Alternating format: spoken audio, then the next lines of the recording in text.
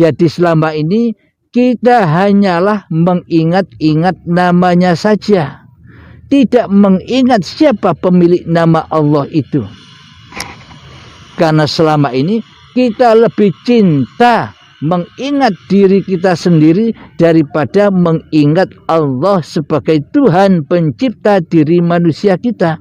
Karena selama ini makrifat kita bukan kepada Allah, akan tetapi selama ini makrifat kita hanyalah kepada hawa nafsu kita sendiri yang merasa sudah mengenal Allah. Makanya di dalam hati kita selama ini Allah gaib, Allah tak ada, Allah tidak nyata. Maka dari itulah bagaimana mungkin kita bisa sholat kepada Allah bila Allahnya gaib? Bagaimana mungkin kita bisa beribadah kepada Allah bila Allahnya tidak nyata? Berarti tidak ada Tuhan yang disembah di hati kita selama ini kecuali menyembah hawa nafsu kita sendiri. Buktinya kita hanya ingat di dalam hati kita bahwa diri kitalah yang bisa sholat. Sehingga di dalamnya kita keluar dari sholat kita. Kita keluar dengan kroni-kroni dan sekutu-sekutunya, iblis dan setan, untuk ngobrol-ngobrol tentang babakan cinta dunia, cinta urusan dunia. Sehingga iblis dan setan membisikkan di dalam hati kita ketika kita sedang sholat, ayo bro, cepat, jangan lama-lama sholatnya. Dunia menanti kita. Dunia itulah Tuhan kita. Hati kita selalu dibisiki demikian oleh iblis dan setan.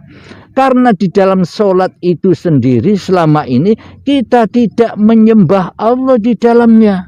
Yang kita sembah, yang kita ingat di dalam sholat hanyalah dunia, hanyalah yang fana.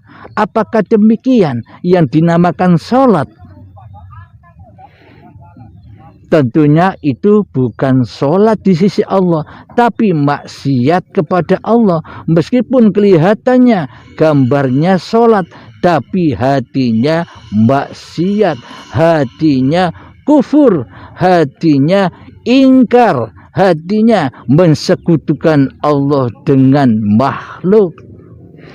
Jadi ibadah sholat yang selama ini kita lakukan itu bukan namanya sholat di sisi Allah, akan tetapi maksiat, karena hati kita selalu maksiat, mensekutukan Allah dengan diri kita dan mensekutukan Allah dengan dunia di hati kita. Ketika kita sholat, kita menghadap selain Allah, kita tidak menyembah Allah di dalamnya, kecuali menyembah dunia yang kita ingati di dalamnya, kecuali menyembah cita-cita yang selama ini kita cita-citakan, kecuali menyembah pengharapan yang selama ini kita harap-harapkan di hati kita. Allahnya gaib. Apakah demikian yang dikatakan menyembah? Apakah demikian yang dikatakan sholat selama ini?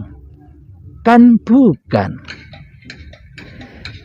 Bagi hamba-hamba yang masih buta akan Tuhannya, ya terasa seolah-olah dirinya sudah sholat. Karena yang disembah di dalam hatinya sebenarnya bukan Allah, tapi hawa nafsunya lah yang dituhankan selama ini. Hawa nafsunya lah yang merasa dirinya bisa sholat. Hawa nafsunya lah yang selama ini merasa dirinya bisa ibadah. Hawa nafsunya lah yang selama ini merasa dirinya yang hidup, yang bisa ngapa-ngapain, yang berkuasa untuk apa-apa.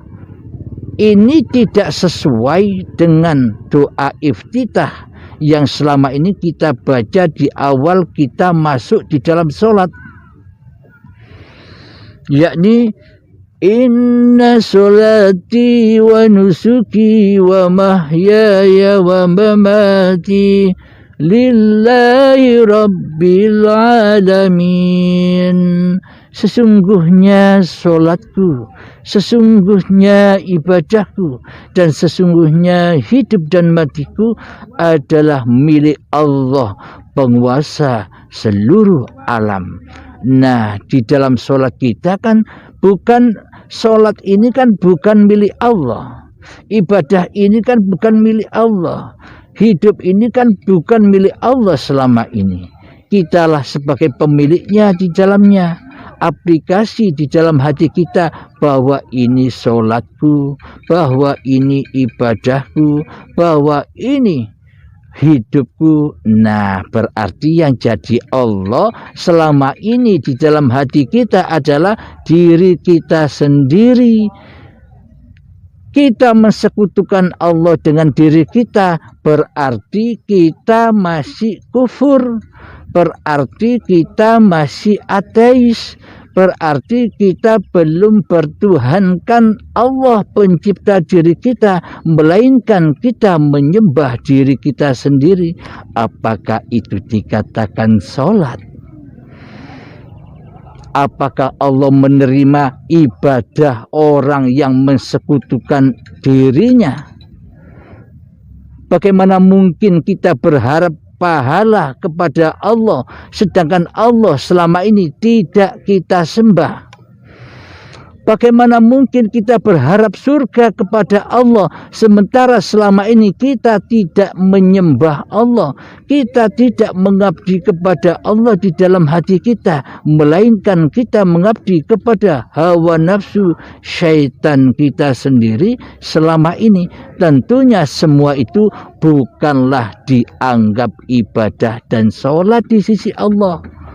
Itu kemaksiatan, itu kejahiliaan hati, yang mana hamba menduduki sifat-sifat Tuhannya, di mana hamba menduduki posisi-posisi Allah di hatinya, sementara Allah tidak ada kewujudannya sama sekali di hati kita, sementara Allah tidak ada kehidupannya sama sekali di hati kita, sehingga Allah tidak ada kekuasaannya sama sekali di hati kita selama ini.